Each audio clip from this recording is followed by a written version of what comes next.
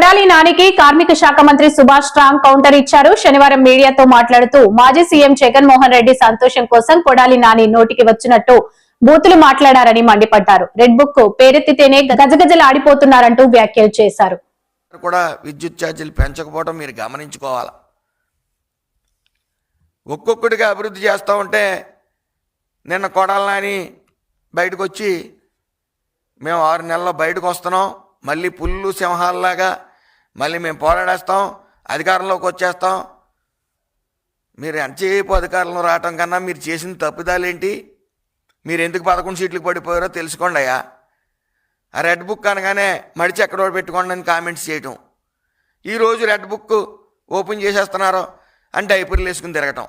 సింహాలు అప్పుడే సింహాలు, ఇప్పుడు గ్రామ సింహాలు.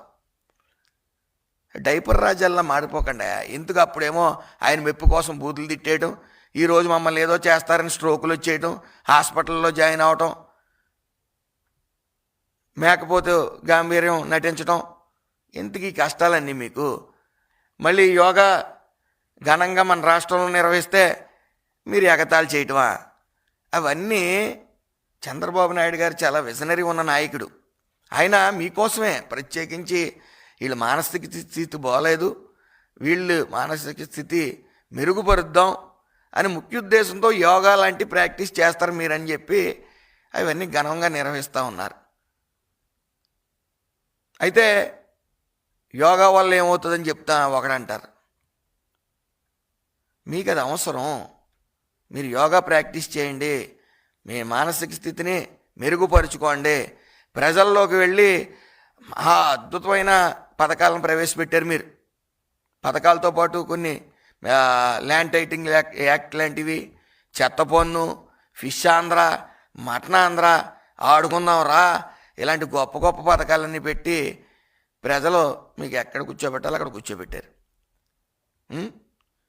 మీట్ నొక్కితే చాలు పడిపోతాయి. మీరు అమ్మ కూడా పెట్టారు, ఒక్కొక్కరికి ఇవ్వటం, ఇంట్లో ఒక్కొక్కరికి ఇవ్వటం, మళ్ళీ అది పడకపోతే పొరపాటున గ్రీవెన్స్ రేస్ చేసుకునే అవకాశం కూడా ప్రజలకు ఇవ్వలేదు. ఏ రోజున రేషన్ కార్డులైనా మీరు కొత్తవి ఇచ్చారా? పెన్షన్లు కొత్తవి ఇచ్చారా? మా ప్రభుత్వం ఇస్తూ ఉంది. మళ్ళీ ఎంతమంది పిల్లలు ఉంటే అంతమంది పిల్లలకి మీరు ఇవ్వలేరని మీరు ఎగతాళి చేశారు. ఈరోజు ఇస్తూ ఉన్నాం, ఇచ్చాం. ఇచ్చిన తర్వాత మళ్ళీ ఆ ఊసలేదు మీకు. మళ్ళీ గ్రీవెన్స్ ఒకసారి కాదు 3 సార్లు రేజ్ చేసుకోమని చెప్పాం. అర్హులు ఎవరన్నా మిస్ అవుతారని చెప్పి విజనరీ ఉన్న నాయకుడు చంద్రబాబు నాయుడు గారు ఎన్డీఏ కూటమి మీద నమ్మకంతో పెట్టుబడులు వెల్లువలా వస్తూ ఉన్నాయి. మీరు విషవృక్షంలో తయారయ్యి ఒక సాఫ్ట్వేర్ ఇంజనీర్ చేత మెయిల్స్ పెట్టించడం వస్తున్న కంపెనీలకి, ఇక్కడికి రాకండి, మేము వస్తే మళ్ళీ ఫ్యాక్షనిజాన్ని పెంచి పోషిస్తాం అని రకరకాల. లోకేష్ గారు ఏం చెప్పారు? మీలాంటి అజ్ఞానులకి పెట్టుబడులు మీరు కూడా మీ దగ్గరికి వస్తే మీరు తీసుకురండి, ఆ క్రెడిట్ మీకే ఇస్తాం, రాష్ట్రం బాగుపడాలి, ఆర్థికంగా బలపడాలని చెప్పారు. అలాంటివి మనకు బుర్రకెక్కవు, ఏదోలా విషయం చెమ్మాలి అనే ప్రయత్నం. ఆయన మట్టుగా ఆయన ఊకదంపుడు ఉపన్యాసాలు ఇచ్చేస్తున్నారు చంద్రబాబు నాయుడు గారు అని చెప్తా ఉన్నారు. రైతుల మధ్యకి వెళ్ళలేకపోతున్నారని చెప్తా ఉన్నారు.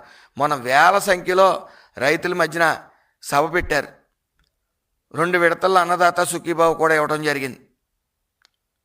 ఈ రోజున మీరు మీడియా ముందుకు వచ్చి ఒక 1/2 డజన్ పేపర్లు తెచ్చుకుని 3 గంటల పాటు దూలకొండ ఉపన్యాసాలు ఇస్తూ ఉన్నారు. దూలకొండ ఉపన్యాసాలు అవి దంచి ఒళ్ళంతా రాసుకుని మీరు రకరకాల విన్యాసాలు చేస్తూ ఉన్నారు. అయితే ఆ సర్వేశ్వరుని ఒకటే కోరుతా ఉన్నాను, మీకు మంచి బుద్ధి ప్రసాదించి మీరు అసెంబ్లీకి రారు. మీరు చేసిన తప్పులేంటో చూపిందాం, ఎత్తు చూపించే ప్రయత్నం అందరూ చేస్తూ ఉన్నారు. మారతారని, మీరు మారి ఎక్కడ తప్పు చేసామో తెలుసుకుంటారని, మీరు చేసిన అవినీతులన్నీ బయట పెడతారని మీ భయం. ప్రతిపక్ష హోదా అంటారు. మీరు ఎలా తప్పించుకోగలరు? ప్రజలు మీకు ఓట్లు వేసి 11 సీట్లు ఇచ్చారు. ఆ 11 సీట్లకి న్యాయం చేయండి అయ్యా. కనీసం ఆ 11 సీట్లతో పాటు రాష్ట్ర ప్రజలు మీ మొఖాలని అసెంబ్లీలో చూడాలనుకుంటున్నారు. సిగ్గు లేకుండా మళ్ళీ మధ్యలో సంతకాలు ఎట్టి వెళ్ళిపోవడం. మీరు ఏం చేస్తున్నారో రాష్ట్ర ప్రజలందరూ గమనిస్తూ ఉన్నారు. ఏదేమన్నప్పటికీ భోగాపురం ఎయిర్పోర్ట్ కూడా రానున్న 2 నెలల్లో కూడా అది పూర్తి స్థాయిలో అందుబాటులోకి ఉంటుందని చెప్పడం తెలియజేయడం జరిగింది. ఒక్కొక్కటిగా అభివృద్ధి దిశగా వెళ్తూ ఉన్నాయి. డమ్మీ కంపెనీలకి ఏయో ల్యాండ్లు ఇచ్చేస్తూ ఉన్నారు. ఈ పెట్టుబడులన్నీ ఫ్రాడ్ అని చెప్తూ ఉన్నారు కోడిగుడ్డు మంత్రి గారు, మాజీ మంత్రి గారు. మీకు సిగ్గు లేదా? మీకు సిగ్గు రాదా? నోటికి ఏదో వస్తే అది వాగటమా? విజనరీ ఉన్న నాయకుడు చంద్రబాబు నాయుడు గారు వచ్చిన ప్రతి ఇన్వెస్ట్మెంట్ దారుణ్ణి క్షుణ్ణంగా పరిశీలిస్తూ ఉన్నారు. వాళ్ళకి ఇన్సెంటివ్లు ఇవ్వడంతో పాటు వాళ్ళు ఏ స్టేజ్లో ఉన్నారు, డెవలప్మెంట్ ఎక్కడి వరకు వచ్చింది అని ప్రతిదీ క్షుణ్ణంగా పరిశీలిస్తూ ఉన్నారు. అది మీరు గమనించాలి. దయచేసి మీరు పులులు సింహాలని చెప్పి తొళ్ళగొట్టారు, రకరకాల విన్యాసాలు చేశారు. రాష్ట్ర ప్రజలు అలాగే కార్యకర్తలు ఎవరన్నా వచ్చి రోడ్ల మీద తిరుగుతుంటే వాళ్ళని లోపడేస్తే ఇంక మళ్ళీ బయటికి రారు, ఇంకా జెండా మోసి వాళ్ళు ఉండరని మీరు పిచ్చి భ్రమతో రకరకాల విన్యాసాలు వేశారు. ఈరోజు మళ్ళీ బట్టలు ఉడదోసి చూస్తాం పోలీసు వాళ్ళని, వాళ్ళందు చూస్తాం. మీ మేకపోతు గంభీరాన్ని ఎవరు పట్టించుకోరు. మీరు ఈ రోజున మీరు